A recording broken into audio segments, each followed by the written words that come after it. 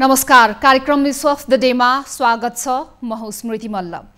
यतिखेर वित्त व्यवस्थापन ऐनले तोके अनुसार प्रदेशहरूले असार 1 गते बजेट ल्याउनै पर्ने नियम अनुसार 7वटा प्रदेशले आज बजेट ल्याउने प्रक्रिया जारी राखेका छन्। केही दिन अगाडि मात्रै प्राय 5वटा प्रदेशहरूले नीति तथा कार्यक्रम पनि पेश गरिसकेको अवस्था छ र नीति तथा कार्यक्रम उनीहरूको पारित पनि भइसकेको अवस्था छ र आज कति प्रदेशहरूले दिउँसो 1 बजेबाटै र कति प्रदेशले अहिले 3 बजे र 4 बजे पनि आफ्नो बजेटको कार्यक्रम प्रस्तुत गर्दैछन्।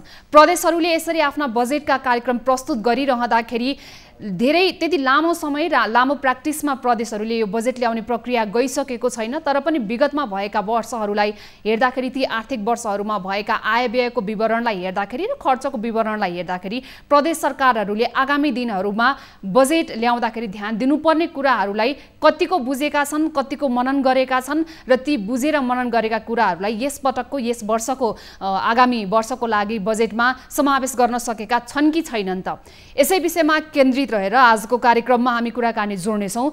त्यसको लागि हामीसँग आज हाम्रो कार्यक्रममा अर्थशास्त्री professor doctor Pushkar Bajracharya sir जोडिनुहुनेछ। साथसाथै विभिन्न प्रदेशमा जारी रहेको बजेटको कार्यक्रमलाई पनि हामी अपडेटको रूपमा जोड्ने नै छौँ। सुरुमा म बज्राचार्य सरलाई कार्यक्रममा स्वागत गर्न चाहन्छु। सर, स्वागत छ यहाँलाई कार्यक्रममा। नमस्ते। जस्तो अब आज कानुन अनुसार कानुनत नै विधिवत रूपमा प्रदेशहरूले बजेट प्रस्तुत गर्न लागिरहेका छन्। अहिले सरसर्ती यहाँले प्रदेशको यो संरचनामा गइसकेपछि विगतको अवस्थालाई हेर्दाखेरि र अहिलेको अवस्थालाई हेर्दाखेरि केही सिकेर प्रदेशले ल्याउलान् भन्ने आशा गर्न सकिने अवस्था कतिको देख्नु भएको छ सर? विगतको 3-4 वर्षको अनुभवलाई कुरा गर्ने हो भने चाहिँ नि आशा गर्ने ठाउँ अलि थोरै छ। किन भन्दाखेरि एउटा त क्षमताको प्रश्न, दोस्रो चाहिँ नि मूलभूत कानुनहरू नै स्थानीय सरकारहरू र प्रादेशिक सरकारहरूले बनाउन सकेको अवस्था अलि छैन। तर हुँदाहुँदै पनि सुधारोन्मुख चाहिँ नि छ र यसपालि हामीले दुईटा पोजिटिभ कुरा चाहिँ देख्न पाउँछौँ जस्तो लाग्छ मलाई। किनभने एक त अब केन्द्र सरकारले गत वर्ष 320 अरबको तुलनामा यसपालि 387 अरब 386 अरब 71 करोड जति एलोकेसन गरेको छ। त्यसले गर्दाखेरि प्रदेशहरूलाई थोरै बढी राहत हुने सम्भावना देखिएको छु। दोस्रो फाइदा चाहिँ नि यसपालि के छ भन्दाखेरि अलि धेरैले, हुन त जति मैले जम्मैको सुन्न पाएको छैन तर जति पनि अहिलेसम्म इन्फर्मेसन आएको छ त्यसमा चाहिँ नि बजेटहरूले पनि केन्द्रको चाहिँ नि प्राथमिकताहरूसँग तालमेल गर्ने प्रयास, जस्तै स्वास्थ्यलाई 1 नम्बरमा अनि शिक्षालाई चाहिँ अलिअलि फरक छ, कसैले 3 नम्बरमा कसैले 2 नम्बरमा, अनि रिलिफलाई कसैले 3 नम्बरमा। रिलिफ चाहिँ नि जम्मैले उच्चारण गरेको अलि देखिएन। त्यसले गर्दाखेरि चाहिँ नि यो आशा लाग्ने ठाउँ हुँदाहुँदै पनि 2-3वटा कुरा मेन कमजोरी भनेको के भने, एउटा त केन्द्र सरकार र यो चाहिँ नि स्थानीय निकाय र प्रदेश सरकारको बिचमा एक्ज्याक्टली कामको बाँडफाँडमा दुईटै वो गर्ने भन्ने खालको एउटा त्यसमा क्लियर नहुने। दोस्रो चाहिँ नि राजस्व नै परिचालनमा पनि जनतालाई बढी भार पर्ने गरेर कर लगाउने प्रयास गर्ने, साधन र त्यतिले पुगेन भनेर। र इन्डिपेन्डेन्स, हुन त अब केन्द्र सरकारले दिएकोमा त आफैले गर्न पाउने भयो, तर त्योभन्दा बाहेकमा चाहिँ नि जुन ठाउँमा चाहिँ नि कर छैन अथवा त्यसको भार चाहिँ नि पर्दैन ती क्षेत्रहरूमा पनि मात्रै लगाउनु पाउनेमा चाहिँ नि डबल ट्याक्सेसनका कुराहरू थुप्रै ठाउँमा कम्प्लेनहरू हामीले सुनेका छौँ। दोस्रो कुरा त्यो हो। तेस्रो चाहिँ नि खर्च गर्ने क्षमता अत्यन्तै कम छ। राजस्व परिचालन र बजेट त अब यो गते नियमअनुसार ऐन कानुन र संविधान अनुसार आयो र विभिन्न यो चाहिँ नि प्रदेश सभाहरूले पनि त्यसलाई पारित गरेको खबर लगातार आउँदैछन्। तर हुँदाहुँदै पनि खर्च गर्न क्षमता जसरी केन्द्र सरकारमा छैन त्यहाँ पनि छैन। त्यसले गर्दाखेरि जुन प्रकारका मूलभूत परिवर्तनका चाहिँ नि आशाहरू अथवा चाहिँ नि त्यो प्राथमिकताहरू र लक्ष्यहरू चाहिँ नि पहिचान गरिएको छ, त्यो पुरा हुनेमा चाहिँ नि निश्चित रूपमा शङ्का छ। अब यहाँले पनि भनिहाल्नुभयो खर्च गर्ने क्षमता सङ्घीय सरकारको जस्तो जस्तो किसिमको ढाँचा छ लगभग त्यस्तै ढाँचा प्रदेशहरूले पनि अपनाएका छन्। हुन पनि अब अहिले हामीले विगतको प्र्याक्टिसलाई हेर्दाखेरि अहिलेसम्मको अर्थतन्त्रको क्षेत्रलाई र बजेटको जति पनि आयव्यय विवरण खर्च विवरण छ त्यसलाई हेर्दाखेरि अर्थतन्त्रको आकारको जम्मा 1/4 हाराहारी मात्रै खर्च हुने गरेको तथ्याङ्क हामीसँग छ। त्यो एकदम दुःखदायी पक्ष पनि हो सर। अब यसो हुँदाखेरि चाहिँ विशेष गरी सरकारले हामीले प्रदेशको यो मोडालिटीमा गइसकेपछि र अर्थतन्त्रलाई पनि प्रदेशको मोडालिटी अनुसार नै चलाउने भनेर त्यो मोडालिटी तयार गरिसक्दा पनि हामीले सङ्घीय अथवा केन्द्रलाई हेरेर त्यो भेरिएसन चाहिँ अर्थतन्त्रमा अथवा आर्थिक क्षेत्रमा प्रादेशिक अर्थतन्त्रमा ल्याउन नसक्नुको कारण चाहिँ के होला सर? त्यो लाग्दो पक्ष चाहिँ हजुरले के देख्नु भएको छ? यसमा म 3वटा कारण दिन चाहन्छु। म एउटा कारण त यो जुन नीति कार्यक्रम योजना र चाहिँ नि त्यो बनाउने नै जम्मै ठ्याक्कै उहाँहरूको आवश्यकता, उहाँहरूको क्षमता, जनताको आवश्यकता र केन्द्रको कार्यक्रमहरूसँग तालमेल गरेर सँगै अगाडि बढ्ने भन्ने अलि भएन। आफ्नै आफ्नै हिसाबले योजनाहरू बनाएका छन्। कार्यक्रमहरू पनि आफ्नै कार्यक्रम हुनुमा केही छैन, तर हुँदाहुँदै पनि कहीँ न कहीँ त्यो जोडिनुपर्ने, त्यसलाई उच्चारित गर्नुपर्ने र त्यस किसिमबाट जुन ठाउँमा केन्द्रले फोकस गर्यो सायद त्यसमा चाहिँ नि साइड फोकस मात्रै भए हुन्थ्यो। म एउटा उदाहरण दिइहालौँ। जस्तै बागमती प्रदेश एउटाले चाहिँ नि नेसनल प्राइड प्रोजेक्टलाई असाध्य महत्त्व दिएको छ र त्यही खालको एम्फेसिस अरू प्रान्तहरूमा हामीले अलि देखेनौँ। त्यसले गर्दाखेरि यो चाहिँ नि यो साना प्रदेश अथवा चाहिँ नि स्थानीय निकायहरूले पनि त्यही अनुसार गर्ने कि अथवा फरक रूपबाट गर्ने भन्ने एउटा चाहिँ यो मेजर चाहिँ नि भने मतलब चाहिँ नि योजनाकै आकलनमा, आवश्यकताको आकलनमा र त्यो कुन चाहिँ बढी लाभदायी हुन्छ भन्ने गणनामा चाहिँ नि कमजोरी हो भन्छु म। दोस्रो चाहिँ नि सेन्टरको इन्टरफेरेन्स, सेन्टरले अझै पनि पुरा चाहिँ नि जुन प्रकारबाट चाहिँ नि यो सङ्घीय सरकारले चाहिँ नि यिनीहरूलाई टेवा दिनुपर्ने हो तिनीहरूको काममा, त्यहाँ पनि अलिकति ग्याप भएको पाइयो भने अनि क्षमता नै यो स्थानीय निकाय, प्रदेश सरकार र यिनीहरूको क्षमता अझै पनि हामीले यो नयाँ भनिसक्यौँ, तर यो अहिले चाहिँ नि अब 2015 को संविधानपछि 73 को संविधानपछि यो 5 वर्ष भइसकेको छ। त्यसले गर्दाखेरि चौथो पाँचौं बजेटमा पनि हामीले त्यही नै कमजोरीहरू नयाँ छ भनिराख्न अलि तिनीहरूले आफ्नो क्षमता परिचालन गर्ने क्षमता निश्चित रूपमा बढाउनुपर्छ। त्यसले गर्दाखेरि बजेटको आकारको भन्दा पनि बढ्ता केमा खर्च गर्दा उहाँहरूले सक्नुहुन्छ र निड के हो र त्यसैमा मात्रै फोकस गरेर चाहिँ यी कार्यक्रम, बजेट र अरू जम्मै रणनीतिहरू आएको भए चाहिँ निश्चित रूपमा चाहिँ बढी हुन सक्थ्यो होला, सक्षम र प्रभावकारी हुन सक्थ्यो होला।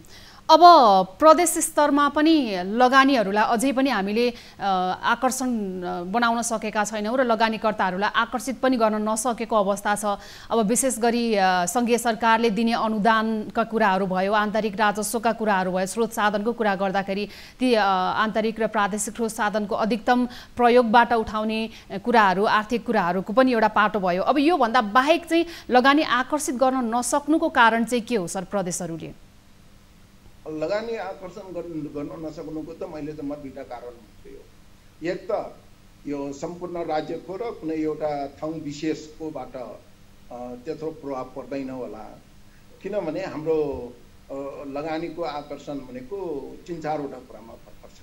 एउटा त गभर्मेन्टको नीति नै, एउटा नि स्थानीय सरकारको नीतिहरू भन्दा पनि र प्रादेशिक सरकारका नीतिहरू भन्दा पनि केन्द्र सरकारको नीतिहरूमा बढी भर पर्छ र अझै पनि अनि डुइङ बिजनेसको कस्टको इन्डेक्समा नेपालमा व्यवसाय सञ्चालन गर्ने लागत अझै पनि अत्यन्त बढी बनेको छ र यसलाई चाहिँ नि क्रस सब्सिडाइजेसन अथवा चाहिँ नि क्रस सब्सिडाइज गभर्मेन्टले सब्सिडाइज र अनुदान गर्नु परेन। कुनै एक चिजमा सस्तो भयो, जस्तै इन्धनमा मात्रै हामीले सस्तो गरिदिन सक्ने हो अथवा ठाउँको उपलब्धतामा सस्तो गरिदिन सक्ने हो, कुनै न कुनैमा चाहिँ भयो भने यो चाहिँ बढी आकर्षित हुने सम्भावना छ। तर यसमा चाहिँ नि ठ्याक्कै कुन प्रदेशमा के फोकस, अब एउटा त प्रादेशिक रूपमा यसमा कम्पिटिसन हुनुपर्ने थियो। एक त डोमेस्टिक इन्भेस्टमेन्टै पनि त्यस कारणले आइरहेको छैन, एफडिआई पनि आइरहेको छैन। त्यसमाथि पनि प्रदेशहरूले चाहिँ नि हामीले निश्चित रूपमा यी कुराहरू बढी सहयोग गर्न सक्छौँ भन्ने खालको चाहिँ नि यो ग्यारेन्टी, यो प्रतिबद्धता, यो प्रत्याभूति चाहिँ नि अलि दिन सकेको देखिँदैन। अब यो भन्दाखेरि जम्मै नेगेटिभ कुराहरू हो, तर विशेष गरेर मैले चाहिँ यो कार्यक्रममा आजकोमा पनि छ यो प्रदेश 1 नम्बर सरकारले चाहिँ नि सुरुदेखि नै योजना बनाउँदाखेरिदेखि नै पर्यटन र उद्योग व्यवसायलाई विशेष गरेर अनि इभेन चाहिँ नि यो लगानी गर्ने वातावरण सुधार गर्ने भन्ने खालको नीति र कार्यक्रम दुईटै ल्याएको देखिन्छ। तर सजिलोसँग चाहिँ नि जम्मै गर्ने मतलब नेपाल सरकार र प्रादेशिक सरकारले गर्न सक्ने मैले अहिले देखेको चाहिँ नि यो चाहे त्यो रजिस्ट्रार अफिस होस् अथवा चाहिँ नि सम्बन्धित प्रादेशिक निकायहरू होस्, त्यहाँ चाहिँ नि सजिलोसँग दर्ता गर्ने, सञ्चालनको स्वीकृति पाउने र त्यस अनुसार व्यवस्था गर्न पाउने।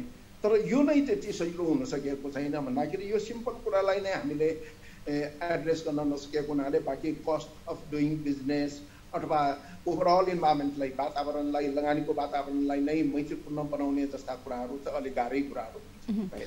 जस्तो अब केही समय अगाडि मात्रै अन्तर्राष्ट्रिय स्तरमा नै नेपालको डुइङ बिजनेसको चाहिँ नि जुन रेसियो देखाइएको थियो प्रोग्रेसिभ छ भनेर पनि आएको थियो। त्यो कारणले गर्दाखेरि प्रोग्रेसिभमा छ भन्दाखेरि सबैले यसलाई सकारात्मक रूपमा पनि लिएका थिए।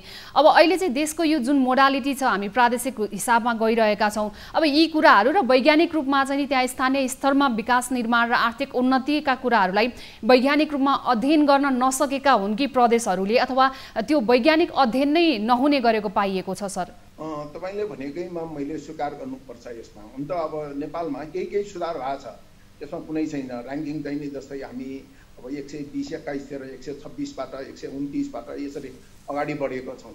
तर हुनाहुँदै पनि यो सार्कमा सबभन्दा पछितिर, विशेष गरेर अझ हामीले प्रतिस्पर्धा गर्नुभन्दा धेरै पछितिर परेको छ। त्यसले गर्दाखेरि जस्तै बङ्गलादेश अथवा भारत अथवा श्रीलङ्का यो तीनवटा चाहिँ नि हाम्रो निम्ति अत्यन्त ठुलो चाहिँ नि प्रतिस्पर्धीहरू हुन्। तर एउटा कुरा यहाँ चाहिँ नि सुधार गर्नुपर्छ। त्यसकारणले जम्मै फ्याक्टरमा सुधार हुन सक्दैन। त्यसकारणले कुन ठाउँमा गर्दाखेरि अरूलाई पनि कम्पेन्सेट हुन सक्छ भनेर हेरेर त्यो प्रकारको अध्ययन, यसलाई तपाईँले जुन भएको वैज्ञानिक अध्ययन भनेको छु त्योसँग जोडेँ मैले, र त्यसलाई चाहिँ नि हामीले वैज्ञानिक हुनुपर्छ। त्यसकारणले हामीले हाम्रो एडभान्टेजलाई क्लियरली राखी पनि दिने र त्यो फाइदा नै महसुस गर्ने खालको, अनुभूति गर्ने खालको चाहिँ बनाउनु पर्ने एक। दोस्रो चाहिँ नि जनरल यो चाहिँ नि सबै देशभरिमा यो प्रकारको गरिसकेपछि यो प्रदेशहरूले चाहिँ नि कुन एरियामा अझ उनीहरूले प्रादेशिक चाहिँ नि एडभान्टेजको हिसाबमा त्यसको चाहिँ नि अपर्च्युनिटिजहरूको आधारमा कुन ठाउँमा तिनीहरूले के कुरा बढी गर्न सक्छ त्यसको चाहिँ नि ध्यान दिएर तिनीहरूले चाहिँ नि त्यसमा चाहिँ नि गरेको भए चाहिँ नि नेपाल नै लगानीको निमित्त अलिक बढी उपयुक्त ठाउँ हुने।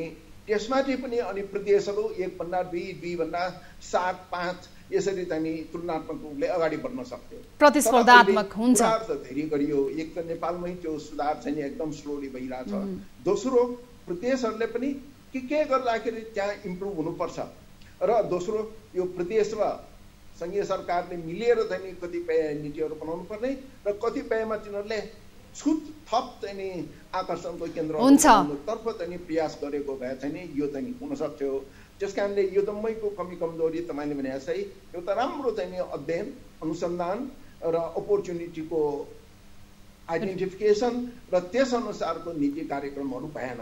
पुष्कर सरलाई यो चाहिँ नि राजनीति अथवा अन्य पक्षमा चाहिँ नि बढी चाहिँ नि ध्यान दिए र यो प्रकारको चाहिँ नि वास्तविकता पहिल्याउने, प्राथमिकता तोक्ने र त्यही अनुसारका नीति कार्यक्रमहरू ल्याउनेतर्फ चाहिँ नि त्यस्तो ध्यान नपुगेको हुनाले यो प्रकारको यो कुनै पनि प्रदेशले चाहिँ नि यहाँ यसको निम्ति विशिष्ट ठाउँ छ।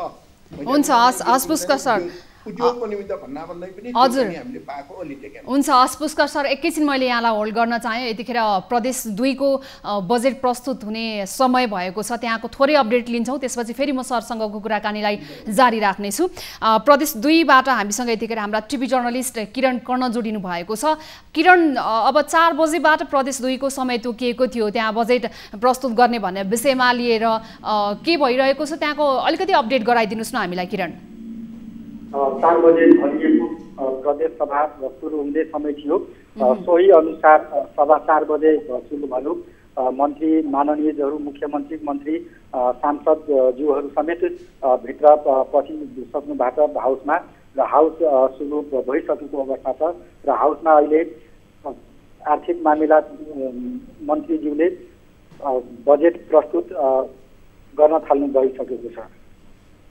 विशेष गरी बजेट यो प्रदेशहरूले बजेट ल्याउँदै गर्दाखेरि सबैभन्दा बढी चासो र चिन्ता गरिएको विषय प्रदेशहरूले अब आगामी आर्थिक वर्ष 78-79 को लागि लिएर आउँदाखेरि एक त आर्थिक हिसाबमा देशको अर्थतन्त्र कोभिड संक्रमणका कारणले गर्दा पनि खस्किसकेको अवस्था छ। अब त्यो कुरालाई पनि ध्यानमा राख्नुपर्ने देखिएको छ। अहिलेसम्म सरसर्ती यहाँले स्थलगत रूपमा जाँदाखेरि र त्यहाँको अवस्थालाई बुझ्दाखेरि यो खाका नीति कार्यक्रमलाई पनि हेर्दाखेरि यो जुन किसिमको खाका देख्नु भएको छ यहाँले त्यो अब कतिको परिणाममुखी ल्याउने प्रदेशले भन्ने जस्तो देखिएको छ किरण? विगतमा पनि प्रदेश सरकारले पहिलो पटक कोरोना संक्रमण फैलिँदाखेरि यसको रोकथाम तथा नियन्त्रणका लागि केही मात्रामा बजेट छुट्याइएको थियो, जसमध्ये 77-78 अहिलेको चालु आर्थिक वर्षको कुल बजेट 35 अर्ब 56 करोड 9,89,000 रुपैयाँको बजेट ल्याइएको थियो, जसमध्ये 1 अर्ब जति विभिन्न स्वास्थ्य क्षेत्र लगायत कोरोना संक्रमण समेत जोडेर 1 अर्ब जति बजेट छुट्याइएको थियो, जसमध्ये कोरोनाको रोकथाम तथा जनस्वास्थ्य प्रयोगशाला प्रादेशिक प्रयोगशालाको लागि 24 करोड रुपैयाँ मात्रै विनियोजन गरिएको थियो, जसले गर्दा प्रदेश सरकारले विभिन्न निर्णयहरू कोरोना संक्रमण नियन्त्रण रोकथामका लागि गर्दै पनि थुप्रै आलोचनाहरू प्रदेश सरकारको भएको थियो विगतमा र यस वर्ष पनि चालु वर्षमा पनि प्रदेश सरकारको विगत जस्तै आलोचना भएको छ। यसको हुनुको कारण के छ भने सरकारले स्वास्थ्य क्षेत्रलाई जसरी प्राथमिकता दिएको छ त्यस अनुसार बजेट विनियोजन नछुट्याउँदाखेरि यस्तो यहाँको भयावह अवस्था प्रदेश नम्बर 2 को हुन पुगेको थियो। यो 7 वटै प्रदेशमा सबैभन्दा बढी प्रदेश नम्बर 2 मा कोरोना संक्रमित संख्या पनि विगतमा पनि बढी थियो र यस वर्ष पनि बढी देखिएको छ। यस्तो हुनुको कारण खुला सिमाना नै हो, तर अर्थको सवालमा प्रदेश सरकारको भनाइ फेरि के छ भने हामीलाई संघीय सरकारले कर्मचारी पठाइदिएन भन्ने कुरा ले गर्दाखेरि चाहिँ उहाँहरूले यसबाट उन्मुक्ति पाउने प्रयास चाहिँ उहाँहरूले गरिरहनु भएको छ। त्यहाँको बजेट ल्याइने गर्दाखेरि स्थानीय स्रोत साधनलाई प्रदेश सरकारले के कति ध्यानमा राखेको छ त्यो पनि अर्को एउटा महत्त्वपूर्ण पाटो हो। प्रदेश 2 को सवाललाई हेर्दाखेरि त्यहाँको भौगोलिक अवस्था, त्यहाँ उपस्थिति भएका स्रोत साधनहरूको ध्यान कतिको दिएको छ यसपटकको अब आगामी बजेटमा किरण छोटकरीमा?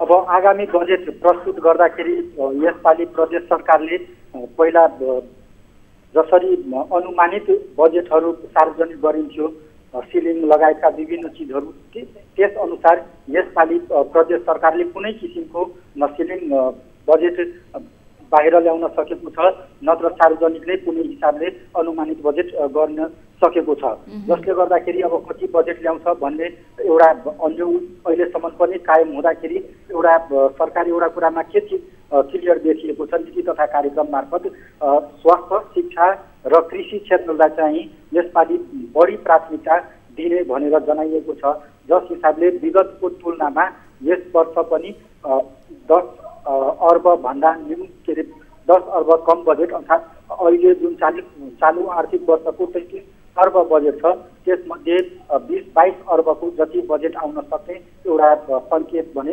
दिएको देखिएको छ। हुन्छ किरण, एउटा यो आन्तरिक राजस्वको सवालमा के छ भने 12 अर्ब 24 करोड 28 लाख 60 हजार सरकारले चाहिँ छुट्याइएको थियो।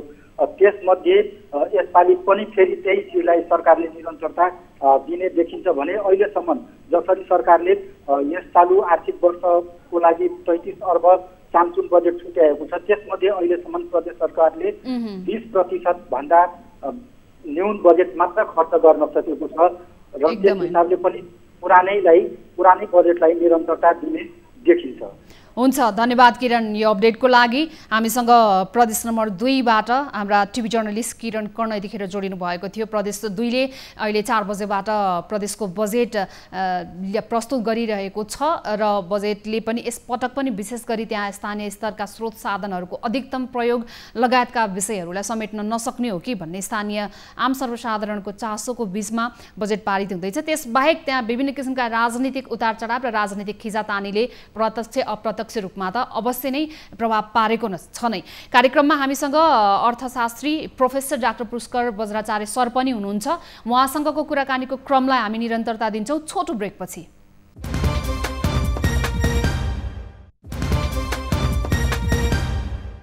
ब्रेकपछि पुनः स्वागत छ कार्यक्रम इस्यु अफ द डेमा। आजको कार्यक्रममा हामी प्रदेशहरूले बजेट ल्याउँदै गर्दाखेरि प्रदेशले ल्याउने यी बजेटहरूलाई विशेष गरी परिणाममुखी रूपमा लागू गराउनको लागि कस्तो किसिमको कमी कमजोरी र चुनौतीहरू छन् र विगतका वर्षहरूबाट प्रदेशहरूले ती चुनौतीलाई आत्मसात गर्दै परिणाममुखी बजेट ल्याउनको लागि के गर्नुपर्छ यो विषयमा केन्द्रित छौँ।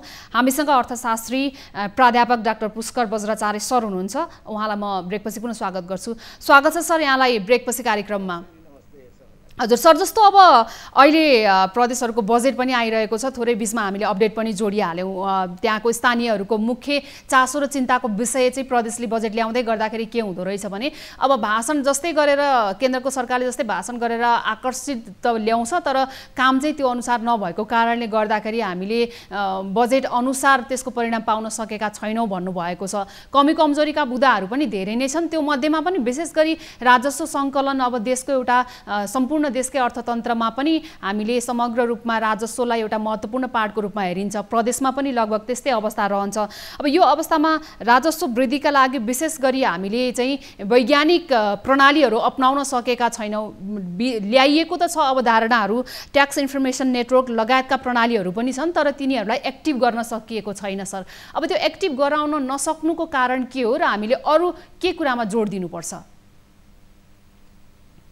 यसमा सायद म तीनवटा कुरा भन्न चाहेँ। एउटा त सबै ट्याक्स नेटभित्र छैन, तपाईँले पनि भनिहाल्नुभयो, र एउटा हामीले नै पनि मैले पनि अध्ययन गरेको छु, अरू पनि 2-3वटा अध्ययन छ। त्यसले 30 देखि 40% चाहिँ नि हामीले प्रत्येक वर्ष कलेक्सन गर्न सक्दैनौँ भन्ने छ। भनेपछि आजकल 1000 अरब जति कलेक्सन हुन्छ भने 400 अरबसम्म त त्यतिकै चाहिँ थप्न सकिने हाम्रो आर्थिक क्रियाकलापले भन्ने छ। त्यो नै पनि ठुलो हो। जस्तै 1600 अरबको बजेटमा 1400 हामीले खालि राजस्वबाट निकाल्न सक्यौँ भने त झन्डै झन्डै पुरा चाहिँ नि फाइनेन्स गर्न सकिने भयो। एक दोस्रो चाहिँ नि यो प्रदेश र स्थानीय त हुन त आज प्रदेशहरूको मात्रै यो चाहिँ नि बजेटको हुनाहुँदै पनि उहाँहरूले चाहिँ नि आफ्नो साधनको परिचालनमा बाट चाहिँ नि उठाउने कर चाहिँ नि लगाउनेतर्फ ध्यान दिनु पर्यो, नत्र अरू जम्मैमा चाहिँ नि डबल ट्याक्सेसन हुने सम्भावना हुनसक्छ।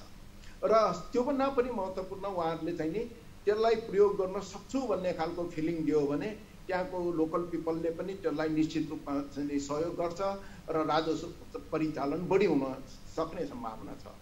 र तेस्रो चाहिँ नि यो फिस्कल डिस्ट्रिब्युसन हुन त नेपालमा अब natural resource and fiscal commission पनि छ, उसले चाहिँ नि यसको फर्मुला बनाएर चाहिँ नि वितरण गर्ने भन्ने खालकोहरू छन्। र त्यो वितरण चाहिँ नि अझैमा निकै चाहिँ नि अझै चाहिँ नि अध्ययनहरूको पनि आवश्यकता र गर्न सकिने सम्भाव्यता पनि छ।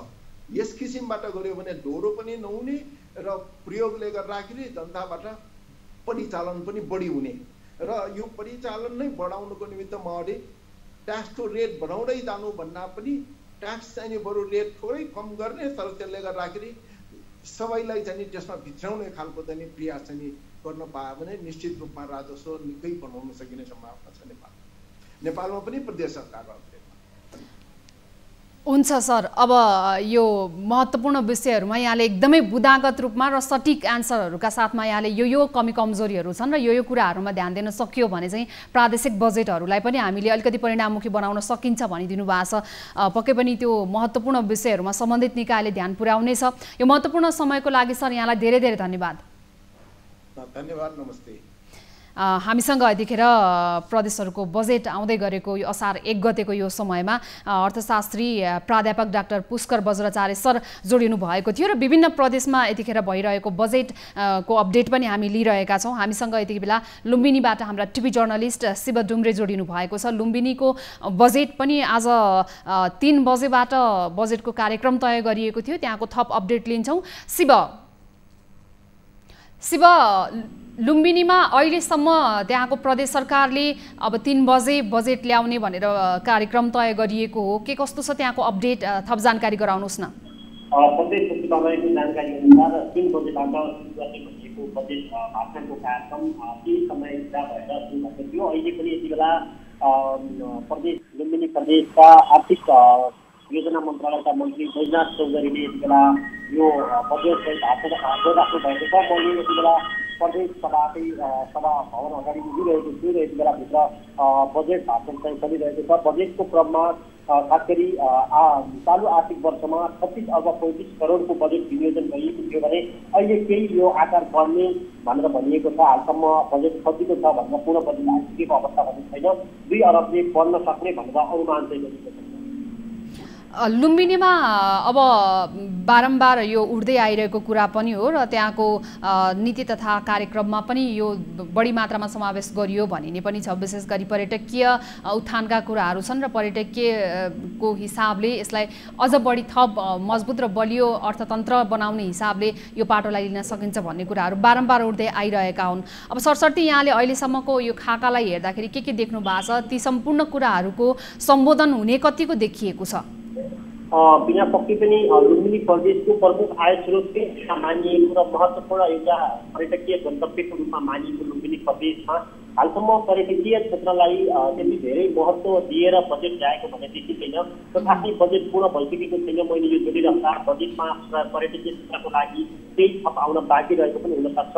तर कोभिड-19को यो पहिलो र दोस्रो भेरिएन्टले थला परेको पर्यटकीय क्षेत्र, खास गरी होटल व्यवसायीहरू, त्यसै गरी विभिन्न पर्यटकीय क्षेत्र बन्द भएका पर्यटकीय क्षेत्रहरूलाई पुनरुत्थानको लागि त्यति आकर्षक बजेट खर्च गरिएको देखिँदैन। तथापि लुम्बिनीबाट खास गरी सबै सरकारी अस्पतालहरूमा कोरोनाको उपचार निःशुल्क गर्ने, प्रादेशिक अस्पतालहरूलाई चिकित्सकीय अस्पतालहरू बनाउने प्रविधिमा अलिकति बढी बजेट चाहिँ अहिले 2वटा क्षेत्रमा लुम्बिनीमा विशेष गरी यो कोभिड-19 स्वास्थ्यसँग सम्बन्धित जोडिएका अस्पतालहरू र कोभिड-19को यो खास गरी यो समस्यालाई निराकरण गर्नको लागि मुख्य बजेट छुट्याएको देखिन्छ। त्यसको अलिकति शिक्षित प्राथमिक सेवामा अलिक बढी चाहिँ यो लगाएको देखिन्छ।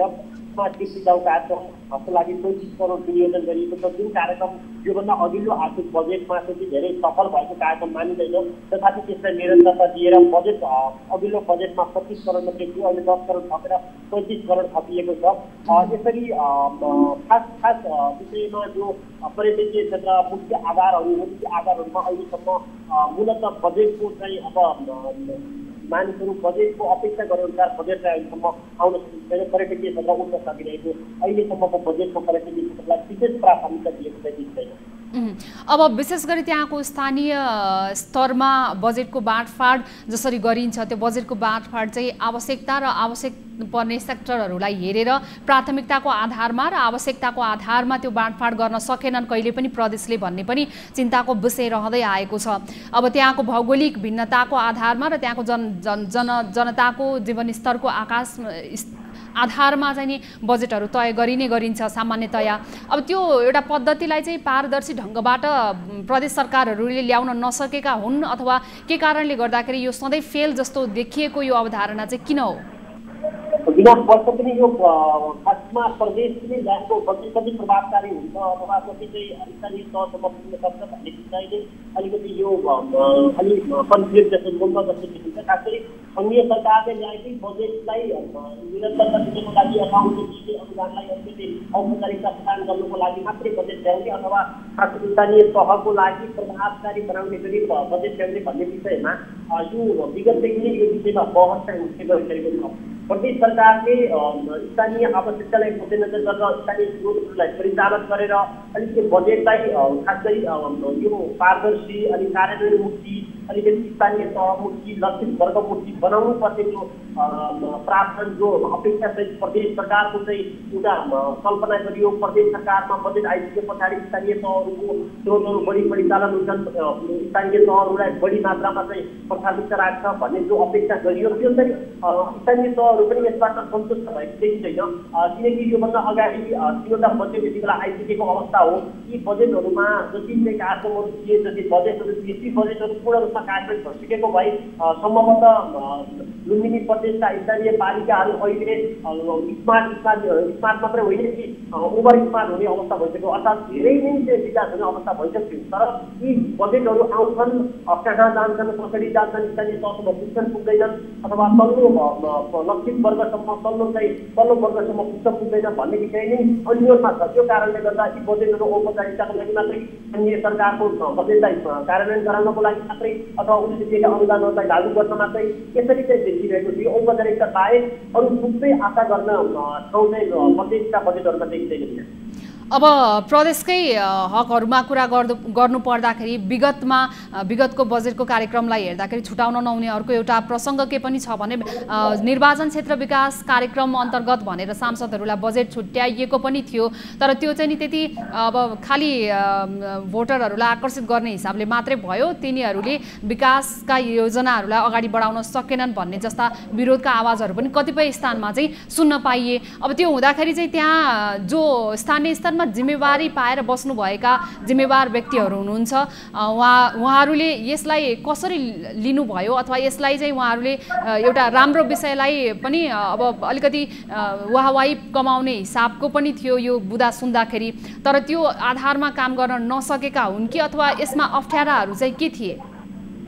यो खासमा यति मात्रै होइन, यो खासमा कस्तो देखिन्छ भने यो उहाँहरूको संसदको मात्रै नभएर रोजगारका कार्यक्रमहरू ल्याउनुभयो, स्मार्ट सिटीका कार्यक्रमहरू ल्याउनुभयो, अनुदानका कार्यक्रमहरू ल्याउनुभयो। तर ती कार्यक्रमहरू खास कसरी ल्याउनुभयो भने उहाँहरूलाई जसले भोटर ब्याङ्कको रूपमा प्रयोग गर्न सक्नुहुन्छ, उहाँहरूका आफ्ना कार्यकर्ताहरूलाई प्रयोग गर्नको लागि स्वरोजगार कार्यक्रम, प्रधानमन्त्री स्वरोजगार कार्यक्रम, मुख्यमन्त्री स्वरोजगार कार्यक्रम भनेर उहाँहरूले ल्याइराख्नुहुन्छ। तर ती कहाँ प्रयोग हुन्छ भने जुन उहाँको आफ्नो निर्वाचन क्षेत्र जहाँ आफ्ना भोटरहरू अथवा जहाँ आफ्ना चाहिँ पार्टी सङ्गठनका नेताहरू हुनुहुन्छ त्यही मात्रै प्रयोग गर्ने गरेको पाइन्छ। यसले अलिकति विज्ञप्ति जस्तो अथवा मैले अर्कोचोटि निर्वाचन क्षेत्रको लागि मेरो निर्वाचन क्षेत्रमा कसरी खर्च गर्नु होला भनेर यो विकल्प खोजिएर खर्च गरिएको पाएको खास त्यस्तो धेरै प्रकारका भेटिँदैन। कार्यक्रम नीति तथा कार्यक्रमलाई यसरी फर्केर हेर्ने भने तथा कार्यक्रममा यति धेरै गोपनीय कार्यक्रमहरू राखिएको छ अथवा यति धेरै विकल्पहरू राखिएको छ ती सुन्ने बित्तिकै अहिलेको बजेटले त यो कोभिडबाट बेरोजगार भएकाहरूले सबैले रोजगार पाउला, कोभिडबाट चाहिँ विरोधिलो भएका व्यवसायी पनि सटेको छन् यो देखिन्छ। तथापि बजेटले अथवा बजेटमा आएका शीर्षकहरूले यसको सम्बोधन गर्न विगतमा पनि सकेन, अहिले पनि सक्दैन। हुन्छ, धन्यवाद शिव यो अपडेटको लागि। हामीसँग लुम्बिनीबाट हाम्रा टिभी जर्नलिस्ट शिव डुम्रे यतिखेर जोडिनु भएको थियो। आज विशेष गरी वित्त व्यवस्थापन ऐनले तोकिदिए अनुसार प्रदेशहरूले हरेक वर्ष असार 1 गते बजेट ल्याउनु पर्ने हुन्छ र त्यही अनुसार आज 7वटै प्रदेशले बजेटको कार्यक्रम प्रस्तुत गरिरहेका छन् र अहिले यसपटक आगामी 78-79 को लागि 2 खर्ब 59 अर्बको बजेट प्रदेशहरूले 7वटै प्रदेशहरूले यो खाका लिएर आउँदैछन् र विभिन्न प्रदेशमा भएको भौगोलिक विविधता र त्यहाँको उपलब्ध स्रोत साधन अनुसार प्रदेशहरूले परिणाममुखी बजेट ल्याउन नसकेको भनेर हरेक वर्ष प्रदेशले ल्याएको बजेट प्रस्तुत गरिसकेपछि त्यसको आलोचना हुने गरेको छ। विगतका यी आलोचनाबाट प्रदेशहरूले कति सिकेका छन्, आज उनीहरूले प्रस्तुत गर्ने बजेटबाट छर्लङ्ग हुनेछ। यो सँगै आजको लागि कार्यक्रमको समय सकिएको छ। न्युज 24 टेलिभिजन हेर्दै रहनुहोला। नमस्ते।